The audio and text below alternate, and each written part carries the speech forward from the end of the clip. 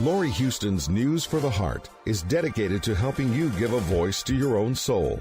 Our hearts have the power to free us from pain and the struggles that keep us from awakening to our true essence. Join Laurie now as we delve into our heart and soul to find the path that will open us to the possibilities and lead us to the life we love to live.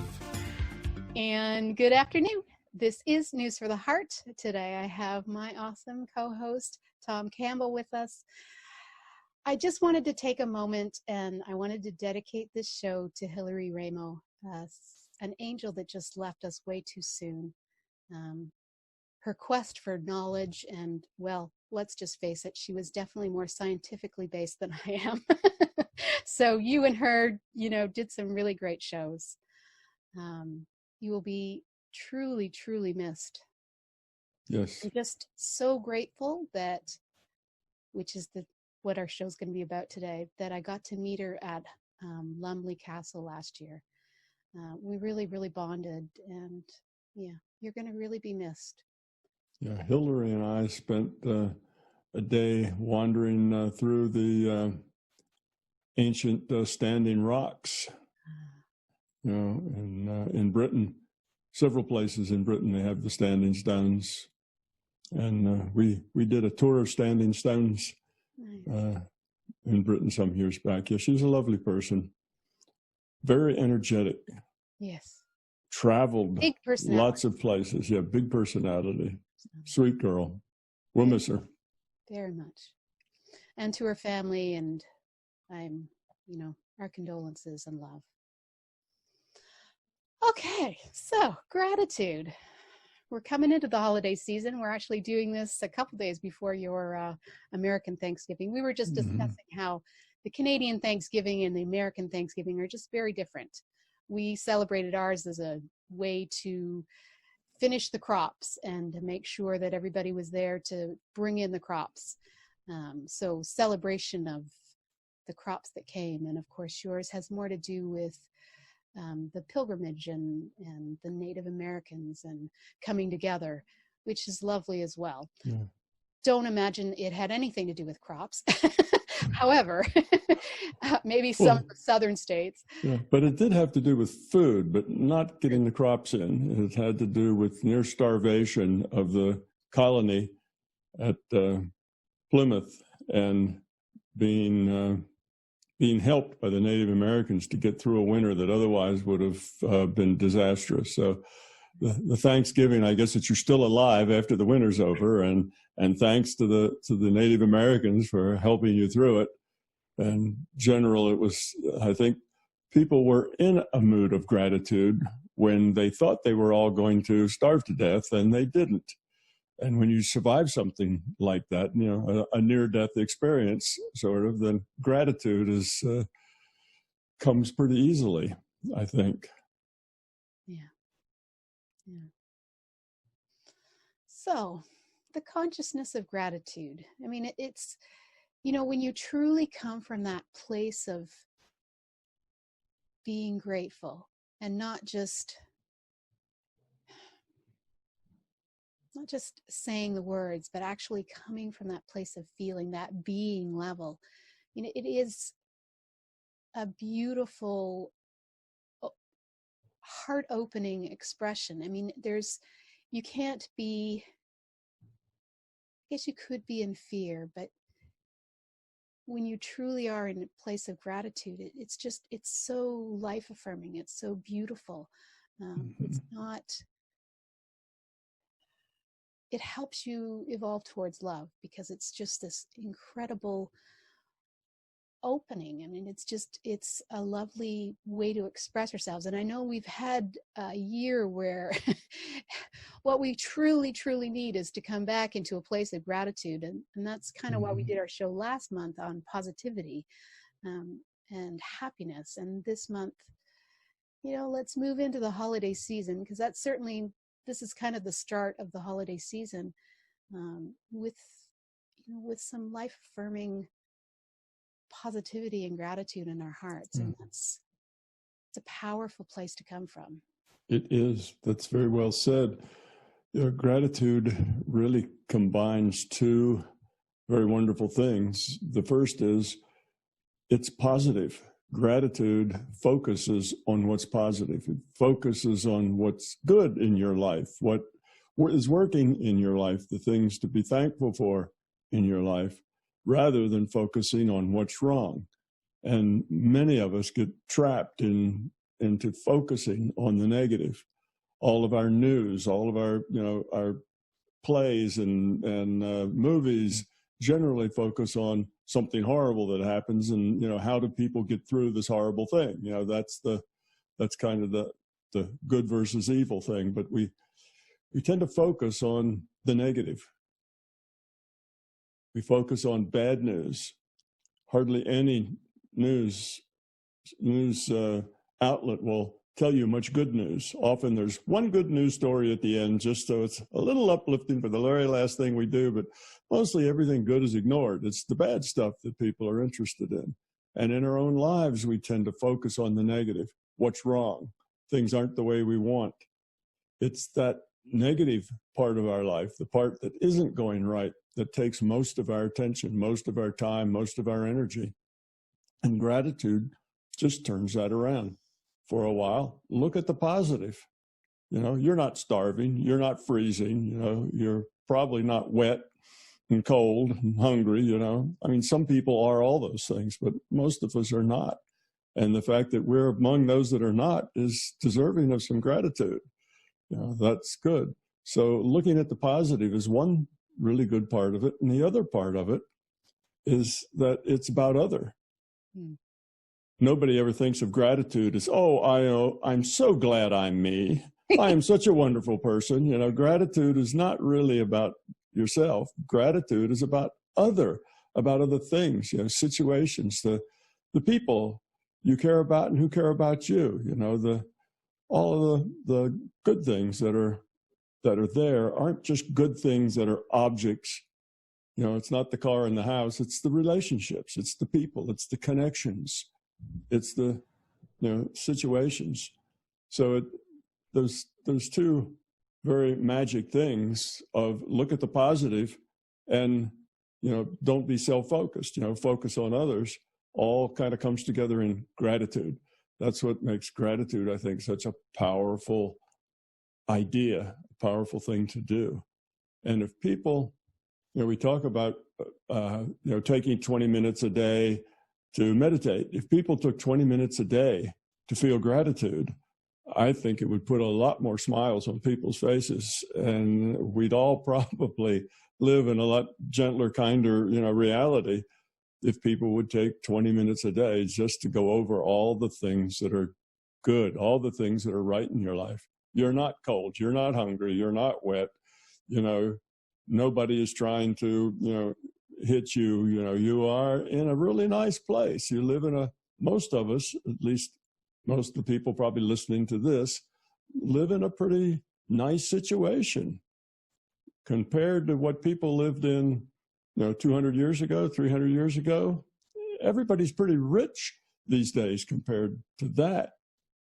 Well, again, not everybody. Some people are still just as poor as they were then, but it's a smaller and smaller minority. You go back 200 or 300 years and almost everybody was that poor. It was like 1 or 2% that weren't. Well, that's not true anymore. We have a lot of people who are doing reasonably well all over the globe. And that's big. That's a real big change. And that deserves some gratitude. We should have gratitude for the people that share our lives. The people that support us, the people we interact with, and not just think about what's wrong with them and how they should be better and how we need them to do this and we need them to do that. So gratitude is a wonderful thing. 20 minutes of gratitude a day would probably put you on a whole different trajectory in your life, just to do that. But so we have a day for it, I guess Thanksgiving, where you're supposed to have gratitude and give thanks for all the positive things and the fact that your ancestors did not all starve back at Plymouth, Jamestown, I guess, too. Those were the two early settlements. I guess Jamestown was the earliest, but in any case, yes, gratitude, wonderful thing. We should have more of it. We should think of it more often, just to feel that, And I often hear the comment that instead of wallowing in self-pity, we should wallow in gratitude. That would be a much more productive thing, instead of, oh, woe is me, life is so hard. I wouldn't have any luck at all if it wasn't for bad luck. This kind of negative attitude that people have, moping through their life, thinking of all the bad things. If we could just put that aside, just a little bit every day, that would be very uplifting, not only for ourselves, but for everybody that interacts with us. We should have a daily gratitude would be real helpful.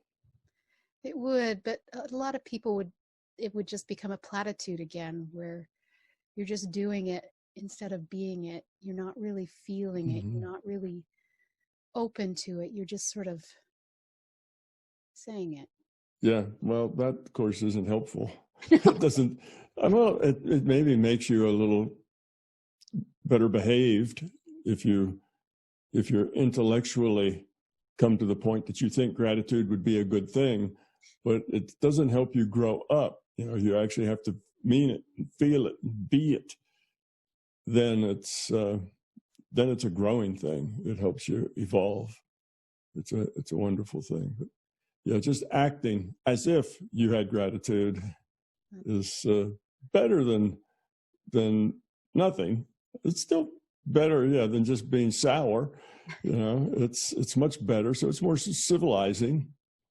Just like acting kind to other people is better than not acting kind to people. But being kind is even better yet.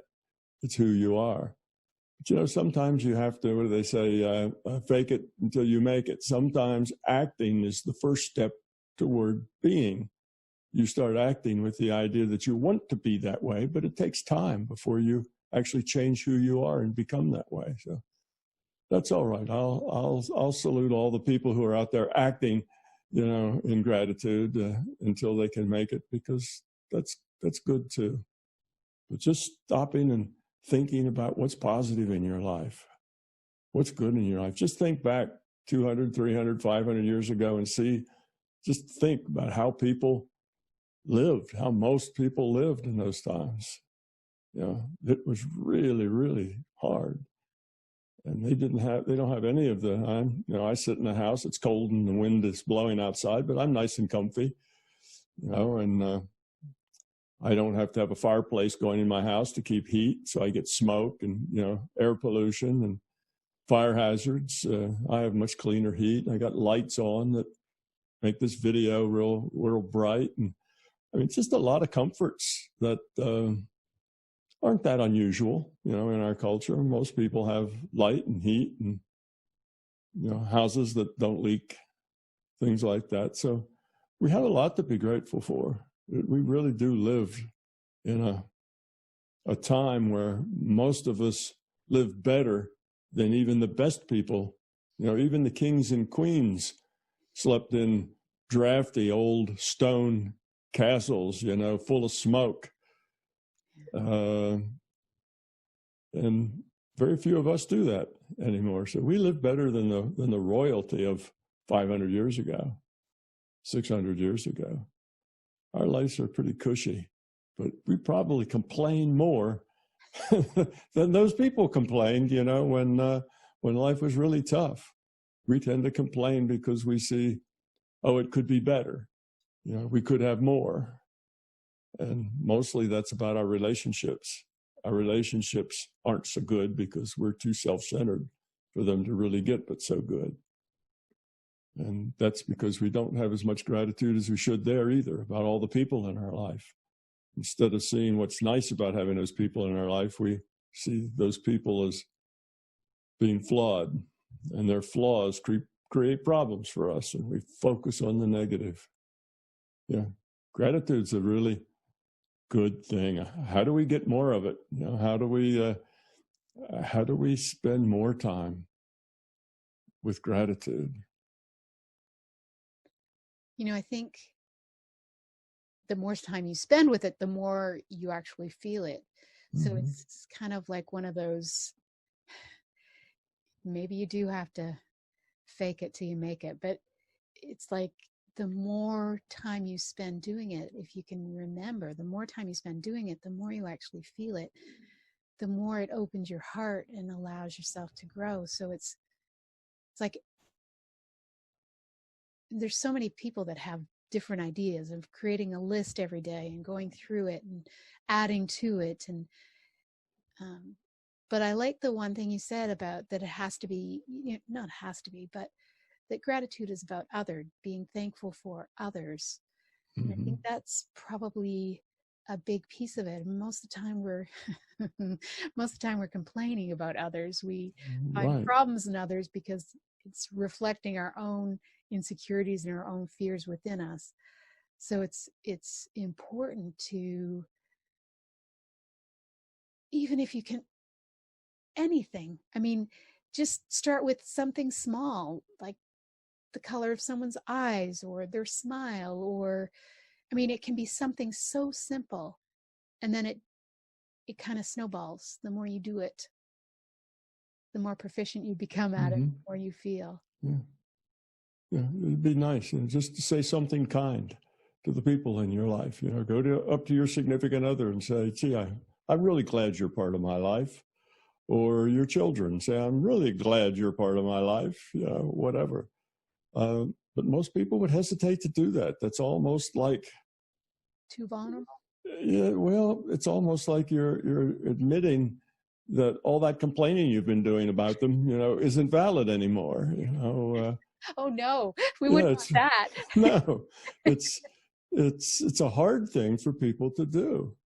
It's hard to say that because you want to keep the pressure on. You don't want your significant other or your kids to think that you're really, really pleased with them being there, that you really like them the way they are, because that kind of takes the pressure off of, you need to change, you need to do this, and you need to do that. And we're constantly manipulating, and we don't want to tell people nice things because it kind of takes the wind out of our manipulative sails for trying to make them something other than they are, trying to pressure them to be the way we want them to be. So just the idea of walking up to a significant other, to your kids, and saying, "I'm really so glad that you're in my life, that I'm sharing my life with you. You bring a richness to my life that, that I'm really, really pleased with. Thank you." Many people would have a hard time just doing that to their husband or their wife or their children or their, whomever, their parents. It's difficult to say something nice to people. It's easy, evidently, to complain, particularly complain about others who aren't there at the moment. It's really easy to do that. And for some reason, it's so much harder to say something nice. It's almost like if you say something nice to somebody, well, then they could do something like you're giving them the opportunity to do something not nice. But it's not like that. You say something nice to somebody and they immediately start to glow, it puts a smile on their face. It makes them happy. It makes them much more likely to be nice because you say nice things to them. So it's going to improve the relationship. But people think, if I'm nice to people, they'll take advantage of me.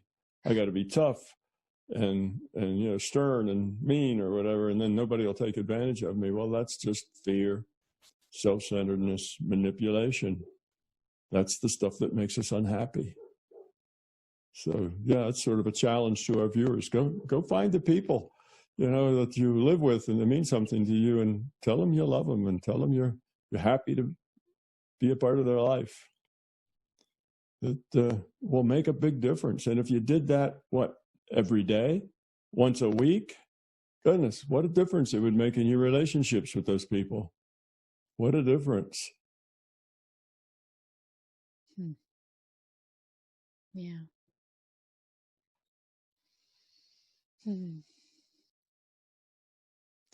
As we approach the holiday season, this is typically a time when we talk about family, and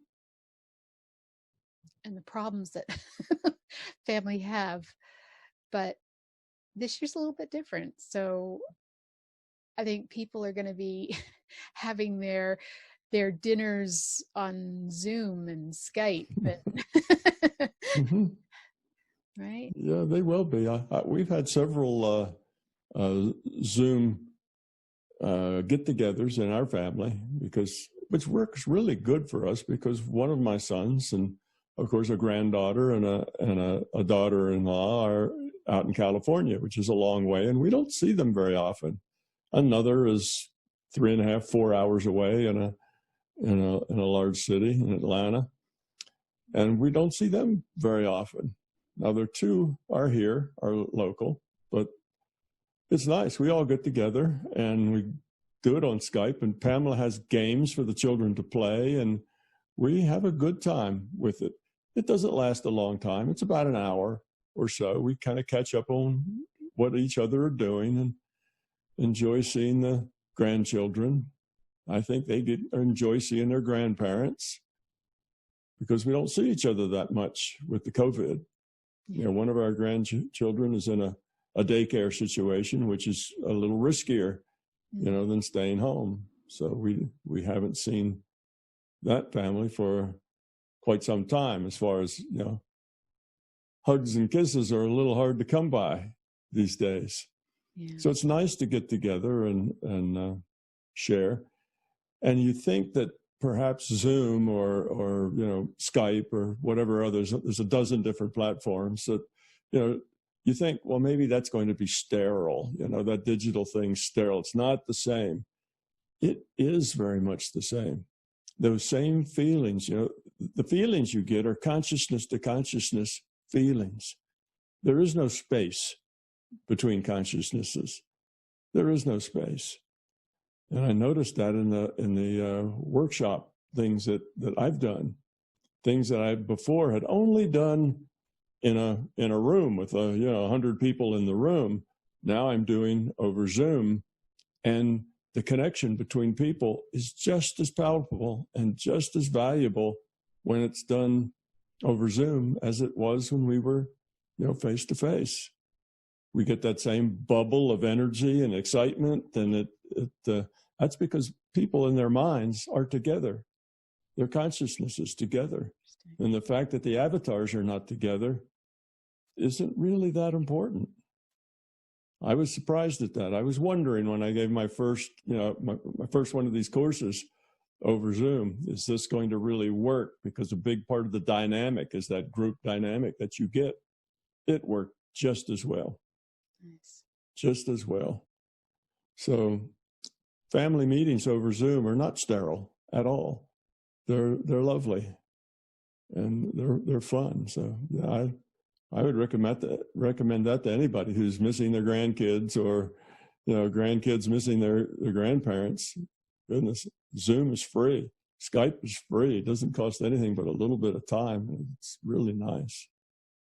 That's a good way to keep the social things going without spreading COVID to other people.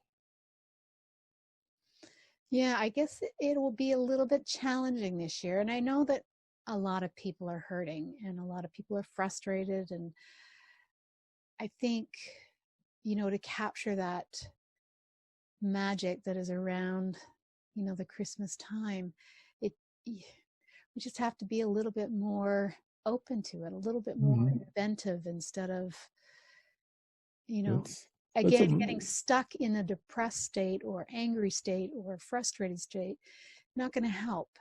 No. Well, I think maybe this year we'll have a little more incentive to take, the Christmas and the Thanksgiving seasons a little more seriously than we do, because most of us have gotten into a kind of a rut of, here's what you do in the holidays.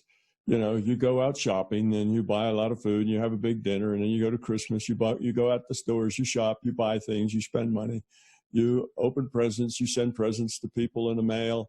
And it's all about the kind of the activity around it.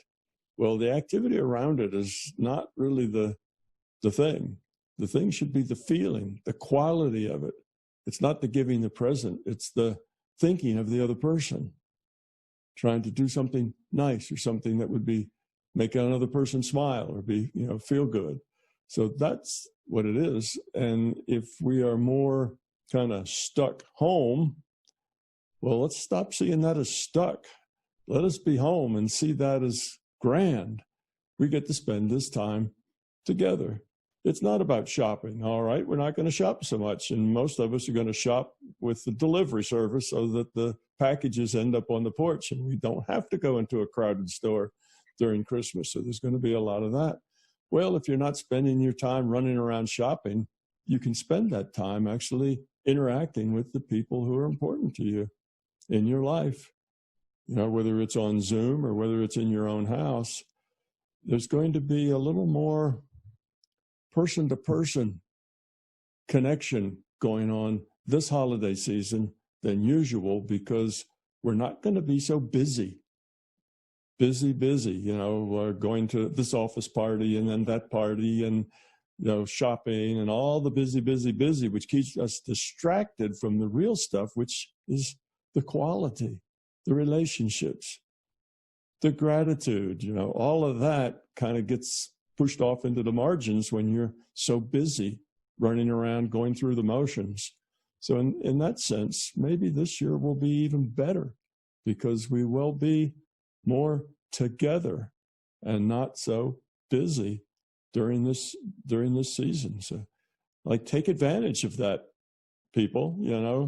If you're home, well, get to know each other better. Don't sit in front of a TV all the time that you're at home. Do things, talk, have discussions, talk to your kids, tell them you love them. It's a good time to share this gratitude. I can think of, I've been places where you just kind of pass around the circle of the people there saying something that you are grateful for. And that can be a really good thing within a family. That would be so much better use of your time than watching a sitcom on TV, So just need to think of some of these things that help us interact, bring us out of our little shells, our little self-centered shells that make us more connected to people. This is a good time for that because we're with the people we love. We're at home.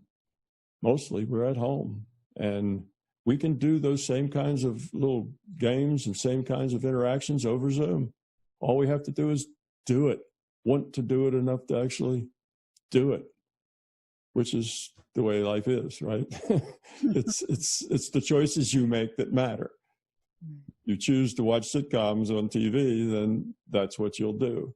But if you choose to do other things, then it's the things that can actually help people improve their relationships, see each other as human beings, not just brother or sister or husband or wife, not roles, but as people, as humans, people with wants and needs and cares and fears. And we don't often see each other as people. We see each other as roles that we play. Roles that we stuck them in. Yeah, right. Roles we stick ourselves in and other people. And now we just interact with the role rather than with the human, the person that's in that role, with, the caring and the, tell me what's going on with you, what's happening in your life. And mostly the answer is nothing, not much. Fine, thank you. We do all these things in social politeness, but we don't really do it for real. That we really care, how are you doing? Fine. That's just politeness, but really care about how somebody's doing, how they're getting along, what's good in their life, accentuate the positive. So I think that's some things we can learn to do better now that we're home than we would have done if we were chasing around gifts in stores and shopping. And that whole needing to create the perfect dinner because you've got all this family coming over. You don't have to do that this year. No, you certainly don't. Perfect. Right. You can just have your favorite food from your favorite restaurant delivered to your door. And that will work just fine. Yeah. So much expectation we put on ourselves that it could be a nice little change. It you know, a lot of people say that, you know, they hope we don't go back to the old normal and we create this new normal, and it would be a nice time to start making new traditions instead of, you know, all the ways that didn't really work in the past, but finding new ways to create, you know, something a little bit more loving and kind and compassionate. Mm-hmm. Absolutely. Well, we tend to get in ruts. You know, we tend to get in habits of things, and then we just kind of going through the motion like zombies. You know, we're not really plugged in and aware. We're not mindful. We're just going through the motions. And that's particularly true during this holiday season. You know, it's busy. There's a lot of motions you have to go through. Yes, preparing elaborate dinners and things. And, you know, we get to the end of that, like the dinner's finally over and the last dish is washed, and it's like, boy, I'm glad that's over, you know, which is unfortunate. That's not the kind of attitude you want to have. You know, it's like, wow, that was fun. That's the way you want these things to be. So we need to get out of the rut. And COVID's kind of kicked us right out of that rut because we can't stay in that rut anymore. It's not a good idea. So let's make the best of the fact and not complain about the fact, oh, I miss my rut. I miss my old rut. You know, I'm so miserable because I can't do all the things I used to do. Instead of, you know, complaining about the fact that everything's different now and that you've been booted out of that rut, take advantage of it. Say, all right, now what can I do with this time? How can I use this time? And, you know, watch more TV is not a good answer. You know, how can I use this time to connect with the people in my life? I mean, deeply connect with them, not just they do their role, I do my role. We're polite to each other, and that's as good as it gets. That's not as good as it should get. That's what many of us settled for in our ruts, because that's kind of what we've, you know, settled down to. But now we can do better than that. We've got, you know, we've been kicked out of the rut. So the challenge is, what are you going to do with it? What positive thing can you build with that? With this opportunity. Don't see it as a disaster. See it as an opportunity to do something different, something meaningful. I think that's kind of the challenge we have with COVID. You know, I probably, you know, haven't been kicked out of my rut so much because I mostly stayed home anyway, and we had most of our shopping delivered to the door anyway, because that's just the way, you know, Pamela and I were. You know, we were not real social butterflies. We're both introverts, so we just as soon stay home as go anywhere. But still, it's different. And we did go see our grandchildren a lot, and we did do other things, but it's just an opportunity. So we make the most of it and be thankful, even that we have this opportunity. You can even be thankful you were kicked out of your rut. Even if that causes you some pain, there's some new gain there to be harvested if you'll only reach out and grab it and harvest it. So like I say, it's not what happens to you that is really of greatest significance. It's how you deal with what happens to you. That's where you either evolve or de-evolve. It's how do you deal with it? Stuff happens and you have to deal with it. That's life. That's the description of life, you know, in just a few words. Stuff happens and you get to deal with it. How you deal with it is what's important. The stuff that happens, that's just stuff that happens. You know, life goes on. We're in this interactive game with 7.5 billion people, and stuff just happens. And how you deal with it, that's what's important. That's the key thing. So look at how you're dealing with it, and is there any way you could deal with that better for a better outcome?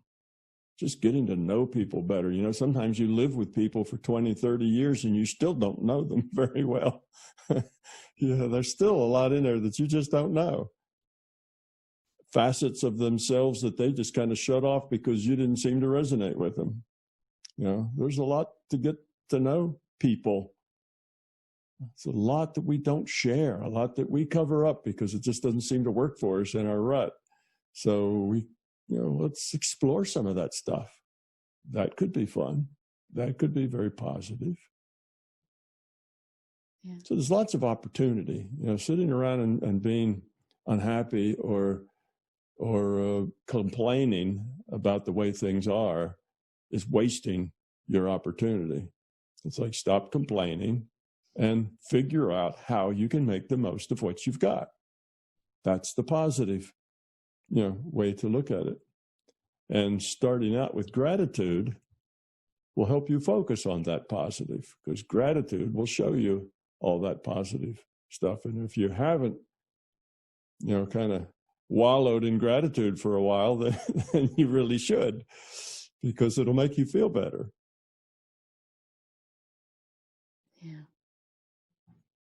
Wallow in gratitude. Yeah, just wallow around in it, just get down in it and just soak it up, that gratitude. Yes, it's a much, much more productive than wallowing in self-pity, which is what a lot of people tend to do. Oh, woe is me. I can't do this. I can't do that. This isn't happening, Sure, we're all in a pinch. My yearly income has, gone way down because I don't do events anymore, because, events have a lot of people sitting shoulder to shoulder someplace. So I got to deal with that. But you deal with that positively. Well, okay, can't do that anymore, but there's other things that I wasn't doing before because I was doing that. Now I can do them. Good things, nice things, things that are important to me and people around me. So be creative. Yeah. And take baby steps, because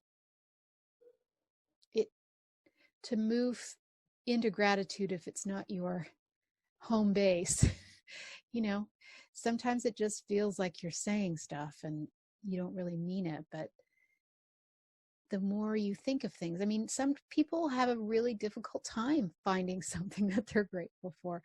So, take the little things, don't jump in, and try and think you're going to make a huge difference just by, becoming grateful. Right. And don't approach gratitude from the negative side, because I know people who, the way they would approach gratitude is to think of all the ways that it could be worse. Right. From a negative direction. You say, you need to be grateful. All right, I'm going to be grateful. The way I do that is think all the ways that my life could be worse. Okay, this could be worse, and that could be worse, and I could be cold, wet, and hungry, and I could be all these other things. And if you think of how everything could be worse, then you say, well, where I am right now is bad, but it's not that bad. But that's really not what we're talking about with gratitude. But a lot of people will do that. That will be their approach to gratitude, is say, well, how bad could it be?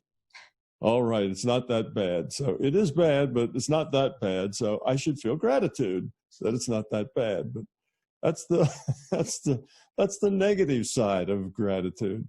Better to just think of the positive side. What is really good in your life? And how can you make it better? Anything that you say to other people that's kind and considerate and a compliment, let people know how you appreciate them. Boy, that goes a long way to making those people happy. And when they're happy, you're happier.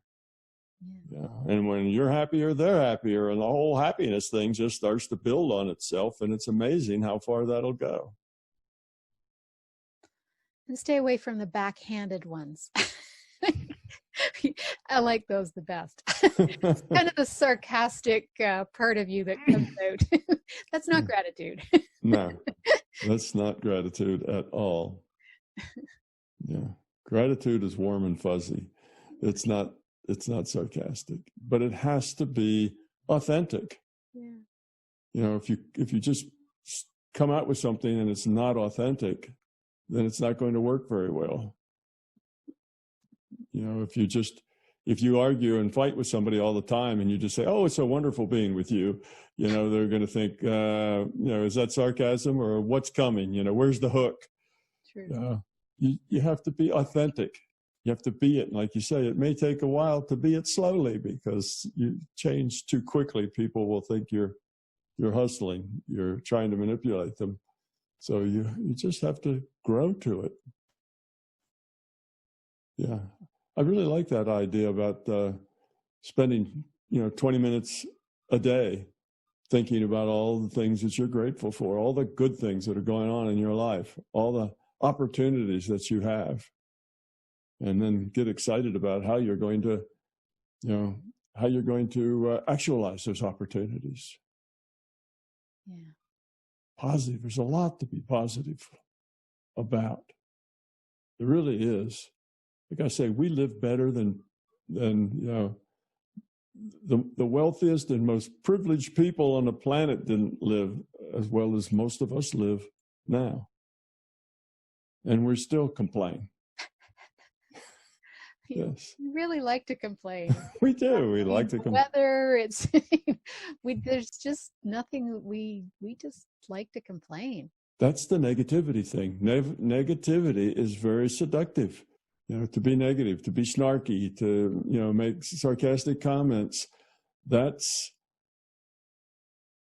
very seductive in our culture. If you look at a sitcom, sitcoms are mostly negative. It's negative humor. People making fun of each other, or people putting each other down, or sarcasm and snarkiness. And, that's what we find funny. You see, most of that is not all that funny if you look at it from a bigger picture. It's a bunch of people that aren't being nice to each other. They're just saying things that are hurtful, and then everybody, of course, giggles. But that's not a good role model. It's not the way we should be at all. But being negative and complaining seems to be natural for most people most of the time. And when a situation happens, what we do is we look at it and say, well, what's wrong with it? Oh, we're going to have to go where? To do what? With who? What's the negative about that? What's the downside of it? What am I going to miss? Or we immediately focus on the negative side of everything. Every silver cloud, we find a dark lining in it. We find some problem with it. And that's how we assess things in terms of how negative are they. And we get in that mode because our culture is in that mode. Everything around us is in that look at the negative side mode. And it really is very powerful and very,